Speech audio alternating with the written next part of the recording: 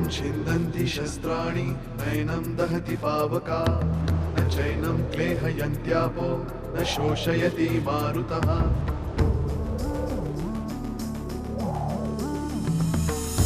दिवसामागुन रात्र धावते सकाळ संध्याकाळ सूत्रधार जो या साऱ्याचा नामतयाचे काय तयाच्या मनात दडले नकळे कधी कुणा क्षणात होते संभव सारे क्षणापूर्वीचे असंभव असंभव असंभव असंभव की असून नसल्यासारख्या तुम्ही होतात आणि अजूनही तुम्ही इथे कुठे आहात? Now just concentrate on Prathamesh. बाकी कसलीही काळजी करू नकोस. त्यातनं आपल्या समोर असं काही आलं की जे आपण ऍक्सेप्ट करू शकलो नाही तर लवकरात लवकर आम्ही माईकडे जाऊ. कदाचित हा काही दिवसांचा बदल आपल्या सगळ्यांच्याच आयुष्यात चांगले बदल आणेल. अगं हे धर, एक मिनिट. काय विसरले बघ, आईने तुला खिचडी पाठवली आहे, मस्त आली आहे. हे घे. प्रथमेशला आवडतं ना. येस. ए आहे कुठे तो? शाळेतनं आला नाही अजून. तुमची तयारी कशी सुरू आहे? आणि तयारी चालू आहे. मला थोडंसं अवघड जात आहे, पण एकदम इंटरेस्टिंग आहे. संध्याकाळ झाली ना की घरात आमच्या क्लासेस सुरू होतात. प्रथमेश टीचर आणि मी स्टुडंट. एकदा अटेंड करायला पाहिजे तुमचा हा क्लास. राधाबाईनी खरं तर मलाच शिकायची आहे ही भाषा. ये ना मग. हॅलो. हा मम्मा बोला. कळली वेळ? 2 ते 4. ओके. मग मी 1 वाजता तुम्हाला न्यायला येते. हां मम्मा, पूनम काकूला यासंबंधी काही सांगू नका. मी त्यांच्याशी बोलते आणि तुम्हाला परत फोन करते. हां बाय. ममांचा फोन? त्यांना मनीषाच्या आईला भेटायचे. मनीषाच्या आईला? प्रिया, आदिनी मला सगळं सांगितलं. मला सुद्धा मनीषाच्या आईला भेटायचं. हो ना, मी तुला विचारणारच होते राधाबाईंनी. बरं झालं तूच सांगितलंस. दादा सुद्धा येणार आहे मीटिंगला. खूप इंटरेस्टिंग फॅक्ट्स कळतील आपल्याला. तुला मनीषाबद्दल जाणून घ्यायचंय आणि मनीषाच्या आईला सुलेखाबद्दल. मला काय वाटतं माहितीये प्रिया, प्रथमेशची भाषा जर आत्तापर्यंत मला यायला लागली असती ना, तर प्रथमेशला कुणाकुणाबद्दल काय समजून घ्यायचंय आणि त्याला कुणाकुणाबद्दल काय माहिती आहे हे सगळं कळलं असतं. खरं तर ही मीटिंग तुमचा कोर्स संपल्यानंतर ठेवावी की काय असा विचार करत होते मी, पण नंतर म्हटलं नको. काही गोष्टी जितक्या लवकर कळतील ना तितकं चांगलं आहे.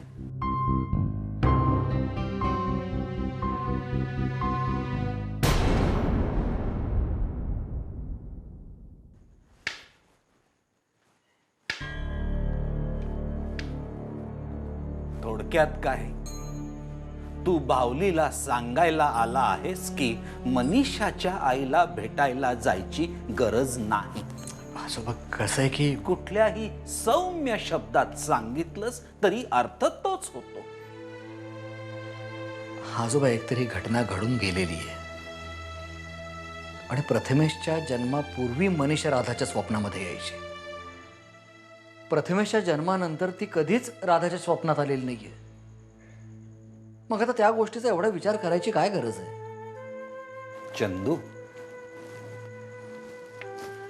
भूतकाळात घटना घडून गेल्या असल्या तरी त्या पुसल्या जात नाहीत.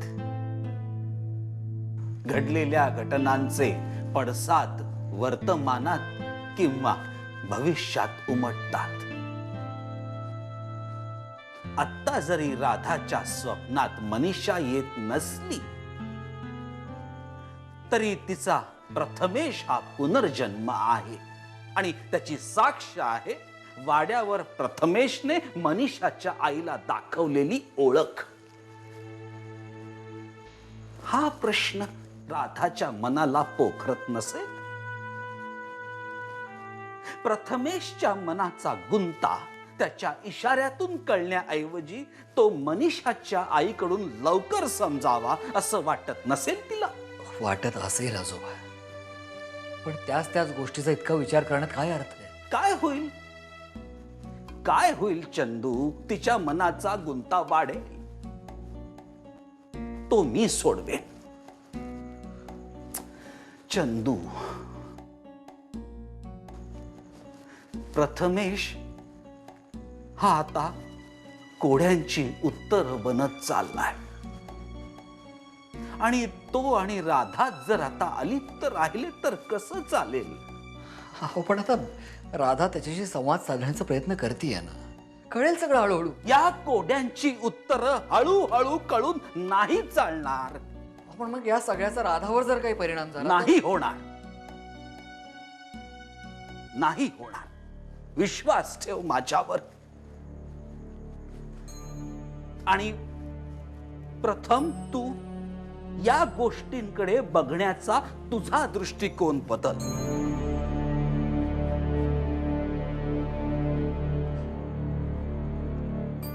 ठीक आहे, येतो मी आजोबा. श्रीराम श्रीराम.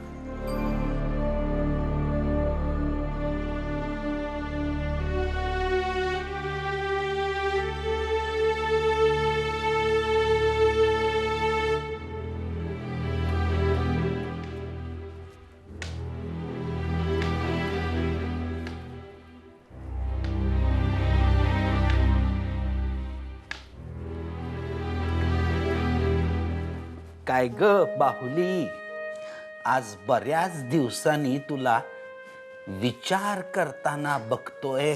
बसा ना आजोबा. श्रीराम श्रीराम. काय शिस्त आहे काय डोक्यात? आजोबा, मला ना हल्ली सवय लागली अंदाज बांधण्याची. म्हणजे तुम्ही बांधता तसे अंदाज नाही हा, कारण तुमचे अंदाज हे ग्रहमान आणि पत्रिकांवरून बांधलेले असतात. माझे अंदाज असतात मला माणूस किती कळलाय यावर आधारलेले. चांगली सवय आहे. अशा सवयी बाणवाव्यात माणसाने अंगी.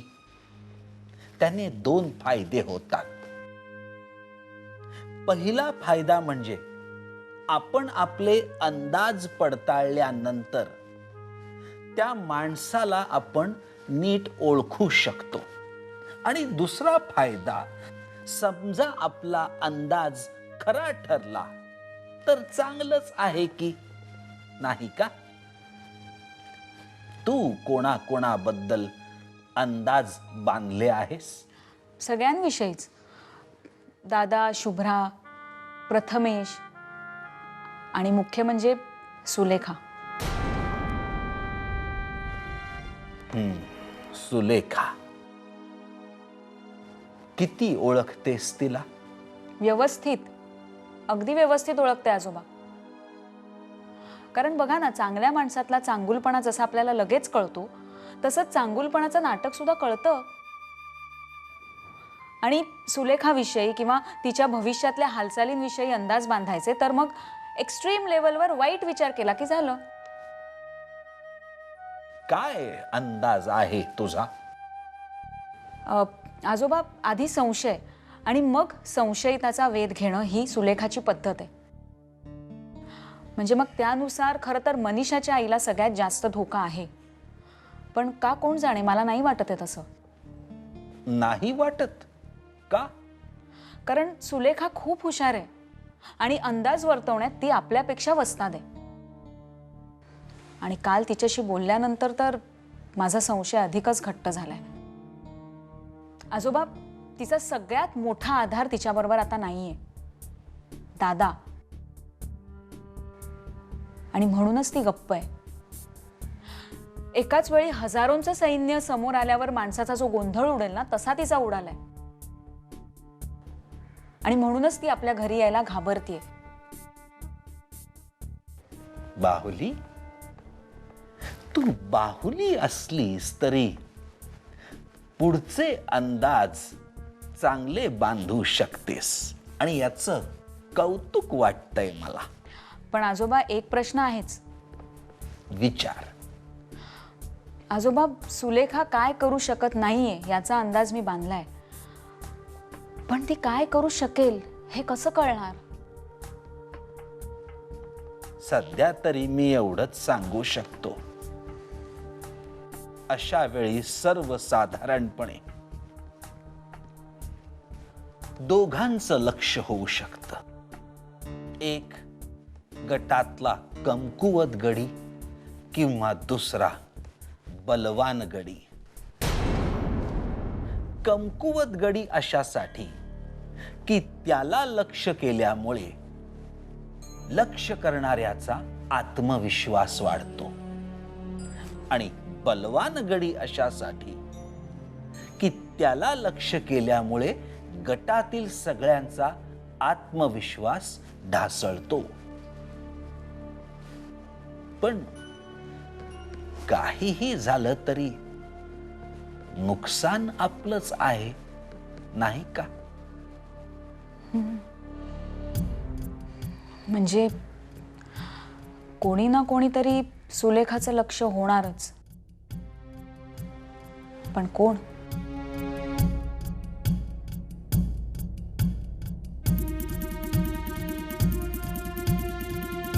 श्रीराम, श्रीराम.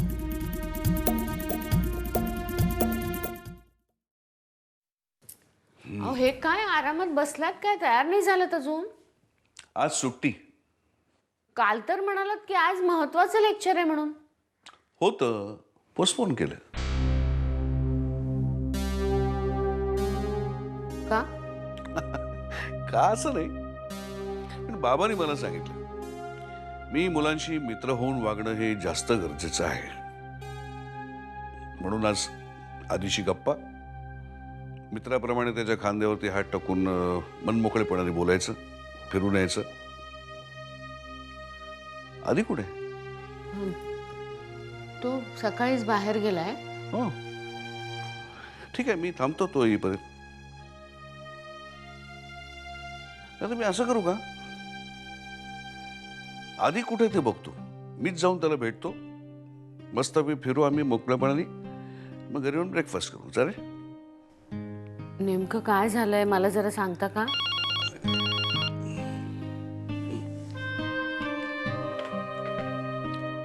हॅलो, बोला. पण कशाला? कसलं स्केच? बरं ठीक आहे, मी सांगतो त्याला. काय झालं? कोणाचा फोन आहे? इन्स्पेक्टर वजलवार, त्यांनी आधीला पोलीस स्टेशनवर बोलवलंय. पुन्हा? कशाला? आता सोडलं ना त्याला एकदा, पुन्हा परत काय आहे? तुम्ही विचारायचं ना त्यांना. अगं हो, बसू ना जरा शांत, मी बघतो ना. अहो त्यांना कसलं तरी स्केच मिळालंय म्हणे, म्हणून त्यांनी बोलवलंय आधीला. बरं तू चंदूला फोन जरा ट्राय कर, त्याला इथे बोलवून घे, मी आधी बघतो कुठे ते. मला काय हे पोलिसांचं समजतच नाहीये. आधी ते विक्रांत भोसले झाले, आता हे वजलवार. काय करतात काय हे असं? अगं ते पोलीस आहेत, त्यांना त्यांच्या पद्धतीने काम करू दे ना. तू चंदूला ट्राय कर जरा.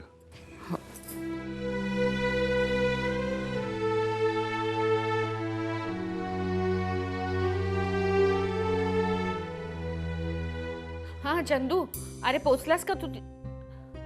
अरे जरा लवकर जा ना बाबा, आणि पोचलास पोलीस स्टेशनला की मला आधी पहिला फोन कर. आणि बर, घरी असलेल्या माणसाला किती काळजी असते, कोणाला काही नाही. हॅलो, हा भेटला आधी? हा मग निघाला? बर, मग काय काय म्हणतात काय पोलीस? हो हो बरं ठीक आहे, पण मला प्लीज एक फोन करा, मी वाट बघते. हा आणि हॅलो, हे बघा तुम्ही जरा शांत राहा. त्या भोसलेवर उगीच चिडू नका, संतापू नका. तो कशावरून काय डूक धरेल काही हो ठेवते, तुम्ही फोन करा प्लीज. वहिनी काय काय ग काय झालं हं? नाही काय नाही. नाही ते हे डूक वगैरे काहीतरी म्हणत होती काय झालं काय हं? काही विशेष झालेलं नाही. आधीला जरा पोलीस स्टेशनला बोलवले. परत हं? हो, त्यांना कसलं तरी एक स्केच मिळालंय, त्याबद्दल विचारायला बोलवलं त्याला, एवढंच. हो पण कोणी बोलवलंय? फोन केला होता इन्स्पेक्टर वझलवारांनी, पण हे त्या भोसलेचंच काम असणार. म्हणजे तो विक्रांत भोसले?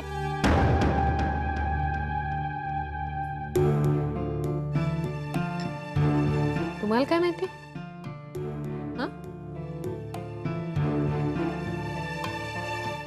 तुम्हाला काय माहिती विक्रांत भोसले? अगं म्हणजे घरात नाही का हे चर्चा होत की विक्रांत भोसले म्हणून मी विचारलं. आपलं मला काय माहिती विक्रांत भोसले. आणि मला नाही वाटत त्याने काही असं केलं असेल. भोसलेने काय केलं असेल किंवा नसेल हे तुम्हाला काय माहिती? अगं म्हणजे भोसलेनी नाही ग, आधीने काही केलं नसेल असं म्हणते मी. आणि मला नाही वाटत आधीने काही केलं असेल. उगाच आपलं काहीतरी त्याचं चित्रबित्र काढायचं. त्याचं कोण कशाला चित्र काढेल? एखाद्याला त्रास द्यायला तो भोसले कसले सापळे रचेल, काही नेम नाही त्याचा. त्याला कोर्टातच खेचायला हवा होता. मागच्या आलो हे उगीच थांबले. कोणाला? विक्रांत भोसलेला? दुसऱ्या कोणाला? त्याच्याशिवाय डोळे उघडणार नाहीत त्या माणसाचे.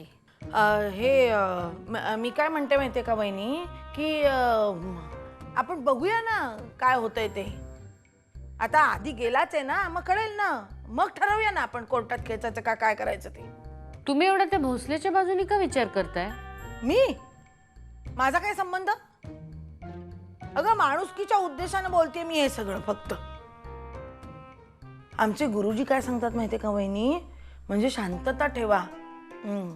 तुम्ही कोणाला काही करू नका, म्हणजे तुम्हाला कोणी काही करणार नाही. माणुसकी.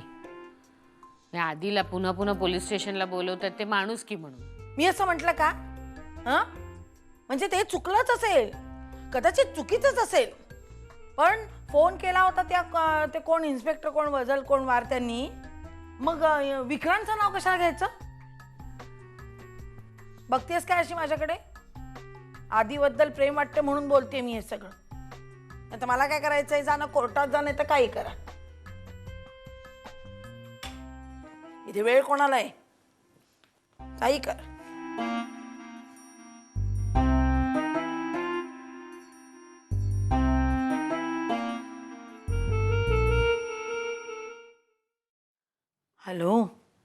Hello inspector Vikrant Bhosale. थांबा जरा थांबा.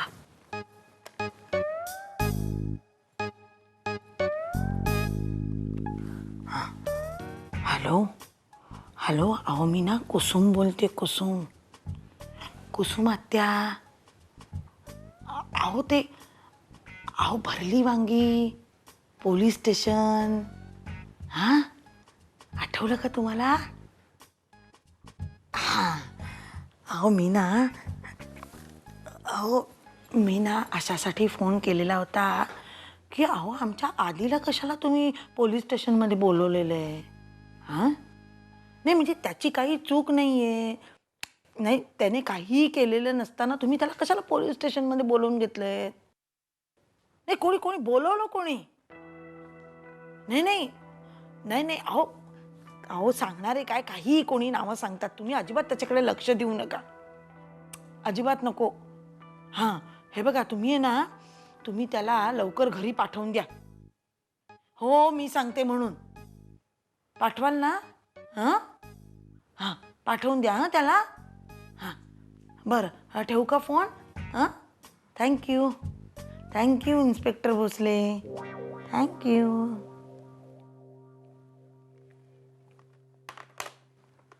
काय ग? कोण?